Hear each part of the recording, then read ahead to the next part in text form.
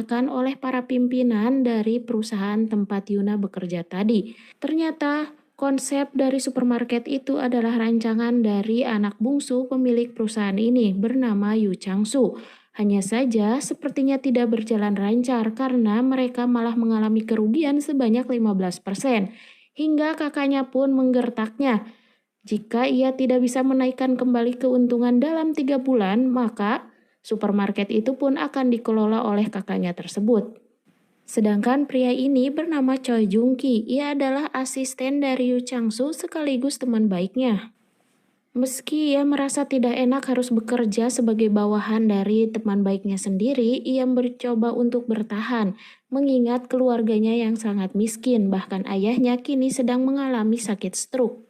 Di atap perusahaan, dengan santai Yu Chang-soo mengatakan kepada Choi Jung-ki kalau ia akan menyelesaikan permasalahan perusahaan dengan menikah dengan salah satu anak dari perusahaan Taijin yang dijodohkan terhadapnya.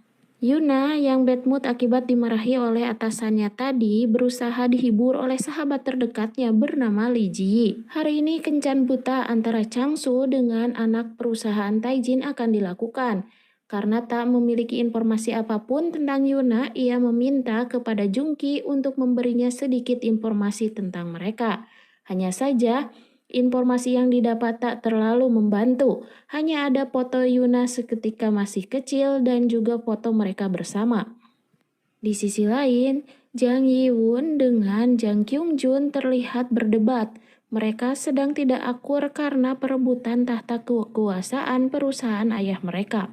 Untuk wanita berambut merah ini, dia adalah Kim Seora, wanita yang menjadi selingkuhan ayah Yunha. Dia sengaja datang menemui ibu Yunha untuk membuatnya kesal.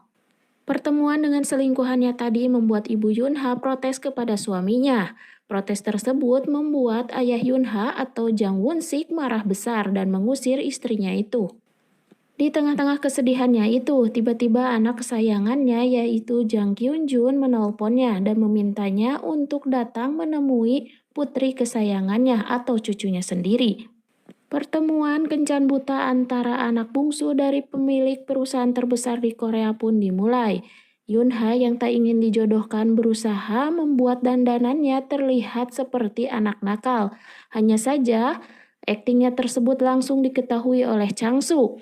Hingga Yunha pun meminta maaf dan meminta Changsu untuk mengatakan kalau mereka tidak cocok. Hanya saja Yangsu yang kekanak-kanakan malah menyiram Yunha dengan air segelas. Setelahnya, Changsu menelpon ibunya, mengadukan Yunha juga memfitnahnya kalau ia telah memiliki pacar. Di salah satu kamar hotel, Jungki yang baru datang menemui pacarnya tiba-tiba mengatakan kalau ia ingin putus, membuat pacarnya itu marah dan ingin menamparnya. Setelahnya, tanpa sengaja Jungki dengan Yunha bertemu di lift. Sepanjang kebersamaan itu, Jungki terus terpana oleh Yunha. Sepertinya ada sesuatu rasa yang dirasakannya. Ibu-ibu berbaju orange ini bernama Lee Min-suk. Dia adalah ibu dari Jungki. Ia bekerja sebagai asisten rumah tangga di rumah selingkuhan bapaknya Yunha, yaitu di rumah Kim Seora. Di pertemuan para ibu sosialita, akibat dari fitnah yang dilakukan oleh Changsu terhadap Yunha, ibu Changsu pun mempermalukan ibu Yunha di hadapan semua orang. Karena hal itulah ketika pulang, ibu Yunha langsung memarahi putrinya tersebut hingga menamparnya beberapa kali. Meskipun Yunha berterus terang kalau dia tidak ingin dijodohkan, tapi ibunya seperti tak peduli dengan hal itu. Untuk menghibur diri, Ibu Yunha pun bermain piano sambil mengingat kejadian beberapa tahun yang lalu ketika ia bertanya ke seorang dukun yang menerangkan kalau dia akan menikah dengan seorang pria yang keras kepala dan akan selalu membuat hatinya sakit. Bahkan anak mereka yang bungsu nanti akan bersikap sama seperti ayahnya.